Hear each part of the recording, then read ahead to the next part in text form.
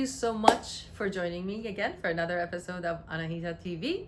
This is our third episode about Grant Cardone seminar, which was done Saturday morning. He's in Malibu. Instead of being at the beach with his kids or his family playing, he gave us some value. So I feel like his knowledge is, he's someone actually I value as a human being and as an entrepreneur. And I feel like what he talked about today, I put it in a little bit of a, it was his list, obviously.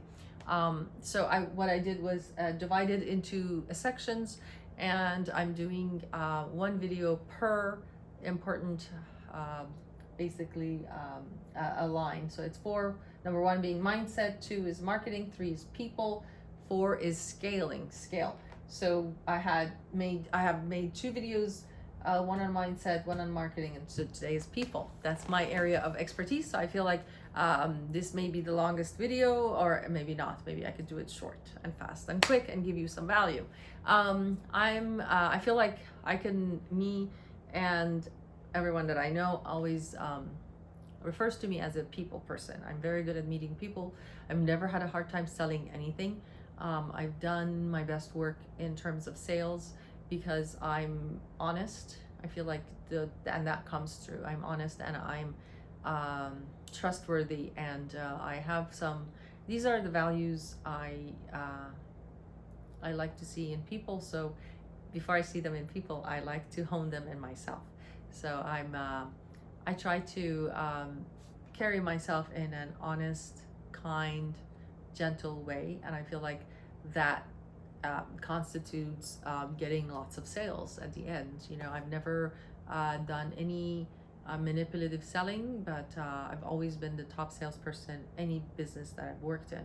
And I remember the first sales job I ever had was at a boutique, and I was always number one, except I was always number two because there was a girl who was so manipulative and so did anything to sell something, just lied, and she was always number one. But guess what? She would always win the prize for that day, but however, the next day she would get tons of returns.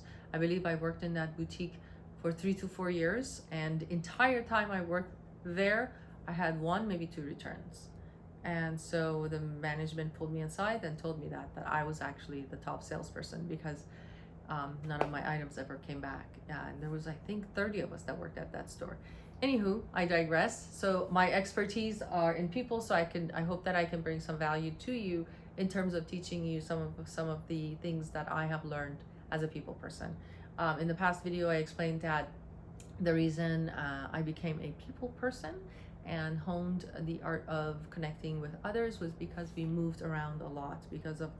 I'm from Iran originally. I was born there. Because of the war in Iran, we moved a lot in Iran to avoid bombs, and then later we moved to Texas, and then after that we moved to Canada, then we moved back to Texas again.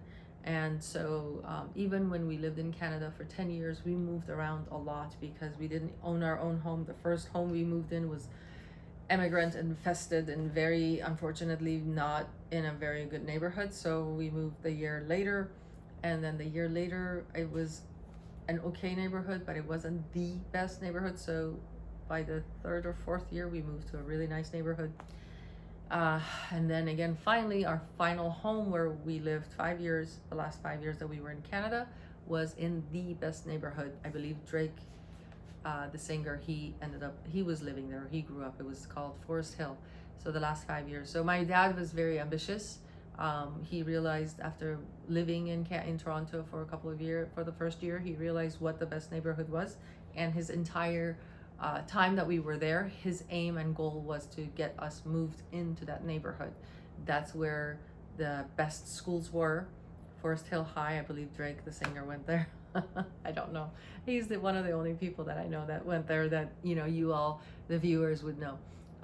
So it was a nice neighborhood, and my brothers ended up going to school there. By the time we got there, I was in my last year of high school, so it wasn't fun. So basically, I went to 4 different high schools, and I feel like I hated it at the time, but today I value it because of what it taught me. It taught me that, hey, I'm gonna be at this school for a very long time, and I was really shy, so I thought I gotta become extroverted. I gotta get out of my skin. If I want to have friends, if I want to do stuff on the weekends with people, I better make friends and make friends fast, because I don't know how long I'm gonna be at this school. So that's how I became a people person. So it's a numbers game. So the first thing I put is meet many. Meet as many people as possible, because you don't know who you're going to resonate with. You might meet 10 people who can help you, but you only get along with one or two, or one or two of them only like you. It's not always, I don't think I'm the best human being in the world, or someone that everybody resonates with. I feel like I'm very relatable in the most part, but I sometimes or find one or two people who don't click with me, or I don't click with them. So for that purpose, you got to meet many, many people, and your vibrations change. And one of the things when you move to LA is that every 2 years you have different friends, which I'm not used to. I was like, why is that happening? And I didn't like it the first few years that I lived here. But now I'm okay with it. The reason being that I'm okay with it is that maybe it's a habit, but also the fact that I feel like my vibration has often, it's a place where you grow massively. You're emotionally, mentally, physically, in every way you grow in Los Angeles area, because you're competing with a lot of people. So you better get your A game on. I mean, you got to get to the gym, you got to, dress well, you got to smell good, you got to have the nice car, you got to live in a nice neighborhood, because that's how people value each other. These are the external things that, most people talk about how maybe trivial they are. However, this is the society we live in, and we are part of the society. So you're either in the game or out of the game. The other route is to be homeless, or to live in a bad neighborhood where there's crime. So if you want to constitute a good life, an abundant life, you're gonna have to really compete with everybody, so that you can I don't see it as a competition, but you gotta at least work really hard, or hone in on what you're good at, so that you can achieve the lifestyle that you deserve, and that and the abundant lifestyle, so where you can live at least in a nice neighborhood, or a safe neighborhood. Because I have a kid that goes to school here. I wanted to make sure she goes to the best schools, so I got her here, and I'm so proud of her that she goes to a wonderful school. So that was my value set. I didn't do it for me, I did it for my kid, because I wanted her to go to the best schools in Los Angeles area, and that's what I have achieved, so I'm proud of myself for that. So I don't know where you are watching from, wherever city you're in. I'm sure you have your own goals, and your that you decide on, and it has to do with the people. The reason I live in this neighborhood is because of the people. The people that are my neighbors are very safe, very kind, very friendly, and when I go for walks, I feel safe. I see a lot of the families and people with dogs and their children walking around, and I feel like I can relate to these people, and that's why I like where I live, and I worked hard to get here. So meet as many as possible. So, and I said, how do you meet people? How do you meet people of value? That's really important. One of the things I've done is to join the commerce. I joined two Chamber of Commerce. With the Chamber of Commerce, there's so many events. Sometimes there are 3 or 4 events each night, and not each night, like a specific night in the week. I remember one evening I went to 4 events. It was really tiring, but it was one of the best nights of my life. I met so many amazing people, and it was a lot of fun. And so Chamber of Commerce, and then attending events. The Chamber of Commerce obviously has their calendar. Make sure you sign up, make sure you attend. And then when you take cards, what do you do with those cards? You don't just pile them up in your room and don't ever look at them again. One of the things I learned, I used to date this guy, American guy, very nice guy, and so I learned that as an Iranian American, we can be a little bit too forward, and it's cultural, and it's not that we are trying to be rude or aggressive, but because it's a different culture, it comes in my culture, in the Persian community, it's normal, but in the American culture, some of Persian behavior can be aggressive. Obviously, like my friends who are Persian, they tell me I'm very much more Americanized. So I don't know what that means, but they feel like sometimes they're a little harsh. A girlfriend of mine we're very candid about these kind of conversations because, you know, being an immigrant, you worry about that stuff. You think about, even though I've lived here more than 30 years, there are things that I think about because I don't want to rub people the wrong way, because I want to function in this society long term, and I want to make good friends and have people respect me and have respectful friends in my life. So I better know how to treat these people. So you take a card, you don't just let it sit there. A lot of people do that.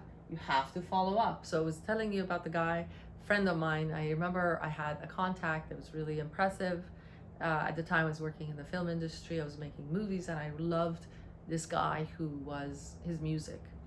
And the guy I was dating, he said, you know, wait 3 days. So there's a 3-day rule. Wait 3 days before you contact even though it was just like a contact, you know, for work. And then invite him to coffee or lunch and let him pick. So I did that, and it was an amazing, he invited me to lunch.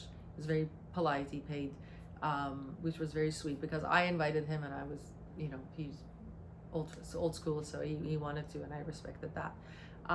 Anywho, it was the 3-day rule. He said, and then even with the email, he asked me to don't jump on the email and respond quickly. I'm very fast. I like to respond quickly when I get things in. And then there are times that I'm so busy, I don't respond 3 days. And I feel this is something that I need to work on a little bit better. So one of the things as a people person, you're always growing. What I just did here, telling you about my flaws, is somehow, I mean, it's what you need to do to become relatable to people you meet. Because nobody is perfect, and if you come across as perfect, people will not like you. Because honestly, I was a perfectionist in the past, and I would talk about how perfect I was. It sounds very arrogant, but I was. I mean, not in a good way. I don't like it now that I did that, because what happened, it separated me from the rest, because it was hard being that person that I was. I was so perfect. I was always in shape. I always had the best clothes on. I would say the right things, I would do the right things, had A's, and you know, that's a plastic human being. The older I got, the more I learned that to embrace my flaws and to allow myself to make mistakes and not be so hard on myself. That's part of the people part, you guys. Actually, if you want to be a people person, it's not about perfection, it's about flaws and honing those flaws and owning up to those flaws. If you deny those flaws, that also separates you from other people. Is that making any sense? If you have questions, please leave it in the comments below. I would love to elaborate if you have questions. Then following on, inviting them to coffee or lunch, you know, that's a platonic friendship, either coffee or lunch. And then I talked about Persian versus American. As a Persian person, we can be a little bit aggressive, and living in America, you gotta, you know, if my Persian friends are watching, you gotta soften up, baby. Or we do have American friends who can be harsh at times or aggressive, but for the most part, I feel like the American culture is a lot softer than Persian culture, in terms of business, in terms of connecting with people. It's something that I'm always working on myself. And learning curve. I was writing this for the immigrants friends who are watching, you know, becoming into a new country, into a new culture, there is a learning curve. So obviously our cultural background, I'm very proud of being Persian, and I love the history that I come from. But however, I live in America, I need to learn the ways that are acceptable here, especially in business. There is decorum, there are rules and regulations in terms of habits and connection. And like one of the things I learned, my dad taught me, he's a perfectionist also in these kind of things. Like he said, never ever call anyone before 9 a.m. Never ever call anyone after 8 p.m. or even after 7 p.m. or so, because of dinner. People are having dinner, and after 9 p.m. is a no, not even. So I learned that habit, and even today, you know, I'm a single person, and then when I'm dating, if a guy calls me after 9, I disrespect them, especially if it's in the beginning. I don't know him, and it's the first phone call. If calling me at 10 o'clock or 11 at night, I'm like, you know, that's rude to me. Or if they call me, texting is fine because my phone is off. I'm okay with that. So these are the learning curves that I'm talking about. It could be cultural, and it could be here too. A lot of people here, I feel like a lot of men don't have male role models the way I did. My dad was very hands-on father. He taught me and my brothers a lot of amazing information that are very detrimental to being in business and having business colleagues, and those interactions, and how to save those interactions, and how to behave in those interactions so that it's ongoing and you develop a friendship and ongoing business. So yeah, I wouldn't recommend calling people before 9 a.m.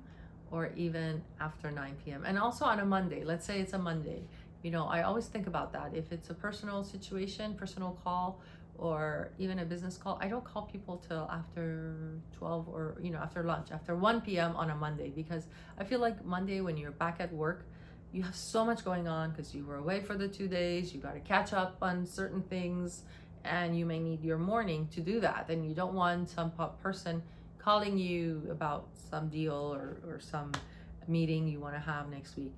So on Mondays, I would even wait till 1 or 2 to make that phone call.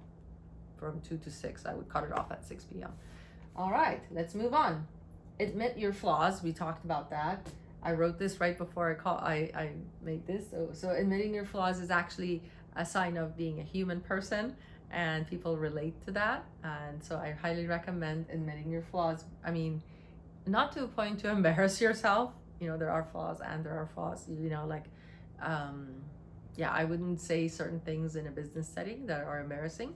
But if you make a mistake, like let's say you forget to text or call when you were supposed to, I would admit to that flaw and apologize for it.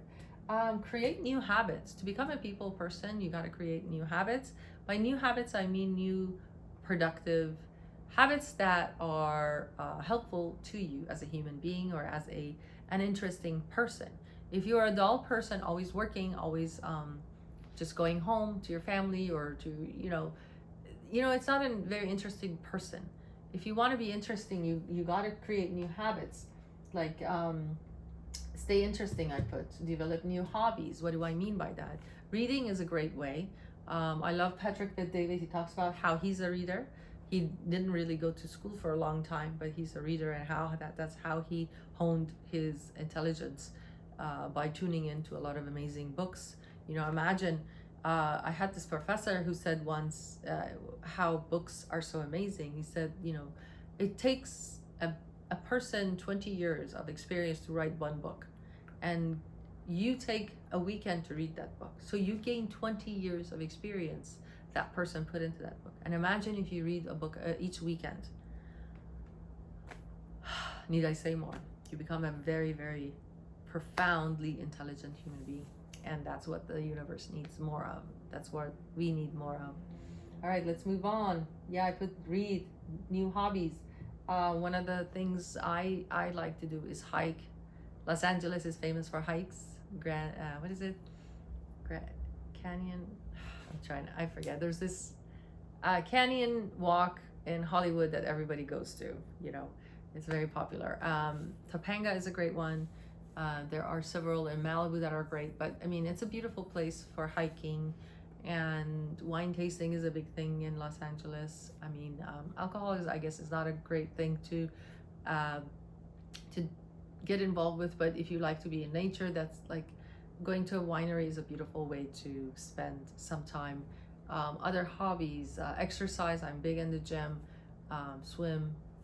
What else? Tennis. These are all things that can be interesting, and it gets you connected. And sometimes when you are in a business setting, you can invite people to play tennis with, or basketball. I love basketball. That's my thing, actually. I go to the gym and play with all the guys. It's interesting. I played basketball back in high school, and I was in track. So basketball and running stayed with me all this time. It became part of my DNA. So what's in your DNA? I'm sure you have some interesting things. Maybe you play golf. Golf is a beautiful game also that people do, and connect when you can connect with colleagues that way. Eating a beautiful meal together, or cooking together. That's another hobby. A great way to connect with people. What did I say here? I named a bunch of social media people, like attending seminars like Tony Robbins, Patrick Bet-David has a couple of different ones. He actually has a business mastery that, what is it? Business planning, sorry. There's a business planning event for Patrick Bet-David that's coming in on December 16th. I'm definitely going to be a part of that. I mean, attending. And I'm going to get my colleagues to attend as well. So I'm excited about that. That's a very valuable seminar, and I think it's a full day. So mark your calendars, December 16th. Go onto his website and tune in. Hopefully I'll see you there in that seminar, webinar. And I put Gary Vee. I really like him because he comes from an average background, average financial background, and he was so ambitious that he's made it to the top. And the other day I was looking online, and he had more than 12 different businesses, and he even has a business where he supports other speakers, where he finds them gigs. I mean, not he, but his company. There were so many different ones. I don't remember all of them, but it was very interesting to see. So that's other revenues of income. When you are a people person and you meet a lot of people, and Gary Vee has met a lot of people and connected with a lot of people by giving a lot of content, and he always talks about that. He encourages you and all the audience to give back by sharing for free your knowledge. And when you share for free, that's the law of attraction. The more you put out there, the more you invite that back into your life, whether it's knowledge, money, or whatever you share. There is the law of reciprocation. You are going to receive 100% of everything you put out there. That's the law. I feel like it's a boomerang. You throw it and it comes back to you. That's how it works. What else did I say? Mel Robbins, I like her. She's amazing because she, I believe she was an alcoholic. Don't quote me. I'm sorry, Mel, if I ruined that. I believe she was an alcoholic, and then she, started the 5-second rule: 1, 2, 3, 4, 5, and she gets out of bed and she does what she needs to do to get where she needs to go. And she teaches habits like that. I like her, and I believe at one point she was the highest paid speaker, and so I really respect her. So this is it. School of Greatness. I like him too. I follow him. There are so many people online that I follow and I respect, and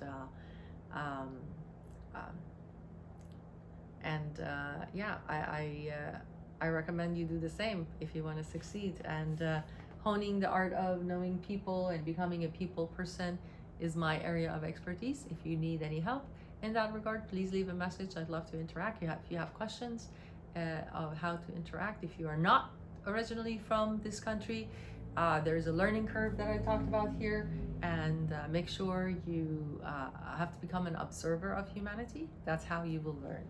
So thank you so much for tuning in. I appreciate you, and tune in for the next video on scaling. Yay!